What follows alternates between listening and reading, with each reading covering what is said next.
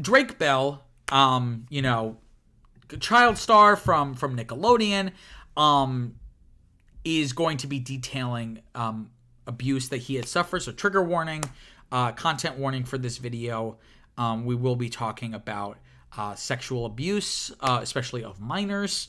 So please just keep that in mind. I'm gonna try not to be as jokey or jovial. This is very serious. So I just want to give that warning. Now, Discovery is coming out with a series. I think it already started airing, called Quiet on Set: The Dark Side of Kids TV. And the show explores, I think it's like a limited series, like 4 or 5 episodes, and it's exploring racism, sexism, and abuse faced by child stars at Nickelodeon. And one of those stars that's going to be speaking in it is Drake Bell, and he's going to be detailing the abuse that he suffered. Not supposedly, but apparently, he was abused by his dialogue coach Brian Peck when he was 15 years old. And Brian Peck, it's apparent that this was a pattern for him. I don't know if he abused anyone, but he groomed some members of the Boy Meets World stars in the 90s.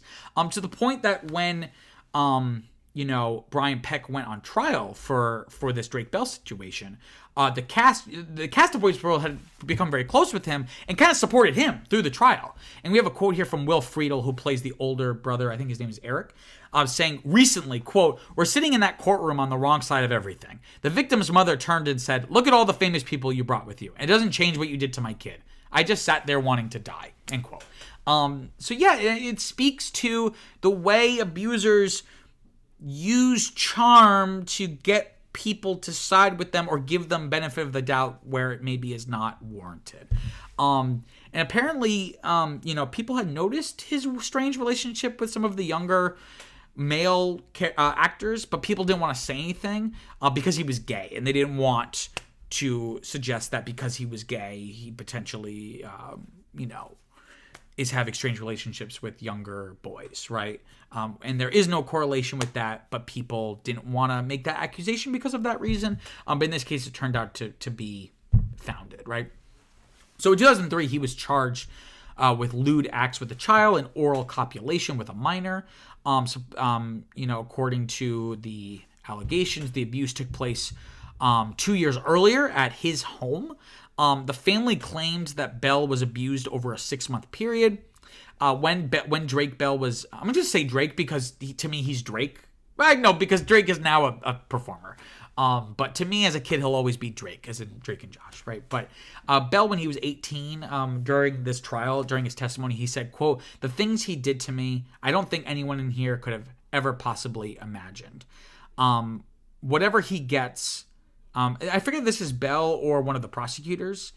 No, I think this is Bell. He said, "Whatever he gets, he doesn't have to live with the knowledge of a 41-year-old man all over him for the rest of his life," end quote. So, kind of addressing this idea that, he can be brought to legal justice, but that's not going to take away what he did to me. I can move on. I can, rise above. I can try to find this inner strength, but ultimately that experience is always going to be there, right? Brian Peck ended up getting convicted in 2004, and he was forced to register as a sex offender. He was in prison for 16 months. But during this trial, it wasn't Drake Bell of Drake and Josh. It was legally, it was anonymous child, right? That was not made apparent, it wasn't, we weren't aware that this was Drake Bell until now. But other than that, I'm not sure what new information is going to come to light here.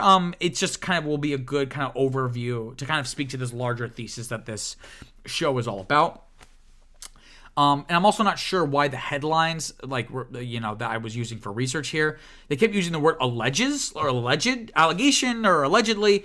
I'm like, he was convicted. This isn't like these are fresh allegations. Like, he was convicted. So why are we using the word allegedly?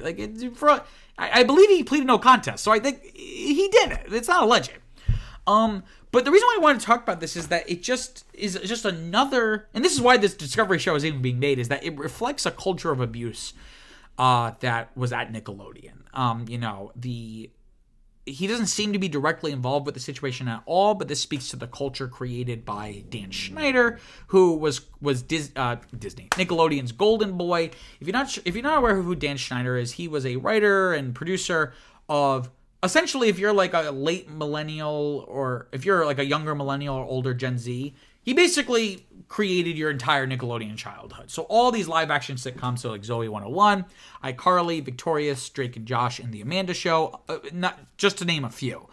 And he has never been brought to trial, I believe, for anything, but there have been rumors for years of strange relationships with younger actors in these shows, especially the younger girls. Weird thing with feet, and always having these characters on the show do things with their bare, exposed feet. So just very, very strange guy. And I don't know how he survived the Me Too kind of purge of all these people, but it's pretty well documented that, you know, at the very least, there are documentable, very just strange things that he has done. And even just beyond Nickelodeon, it just speaks to how child actors in general are at great risk, you know, and that's why it's really important that they are taken care of and protected. And it's ultimately a labor issue, right? And we just need better protections for these child actors. And I imagine in the 20 years since this incident with Drake Bell and Brian Peck, I'm sure a lot has changed, but I'm sure more can still be changed. And, you know, this revelation about Drake Bell, I think says a lot and kind of makes some things click into place, you know, and something, you know, I've heard time and time again is hurt people, right? Because Drake Bell has not had necessarily the most stable adulthood, right? He filed for bankruptcy in 2014. He had a DUI in 2015. In 2021, he pleaded guilty to child endangerment and supposedly he had been accused of sending explicit messages to a teen girl who claims that he had essentially been grooming her since she was like 12. He was accused of abuse by his ex-girlfriend Melissa Lingafelt. Briefly went missing in 2023, which I guess ended up being like a nothing burger. He was just like, didn't have his phone with him. But, you know, it speaks to what, I mean, for all we know, if this never happened, Drake Bell could still have ended up having all of these issues, right? We don't know. But it kind of explains a lot of this in that, you know, the effects that abuse can have on a person and how it can really, you know, really have this massive impact for years and even decades to come, right? And I have a quote here from the Deputy DA Andrea Thompson, who said during the original abuse trial, said, quote, "The psychological and emotional damage the defendant has likely done is immense, long-standing, and much of it may be unknown for many years," end quote. And I think we're seeing the fruits of that. So you know, on one hand, I don't want to absolve. This isn't to say like, you know, Drake Bell, you're absolved of anything bad that you've done.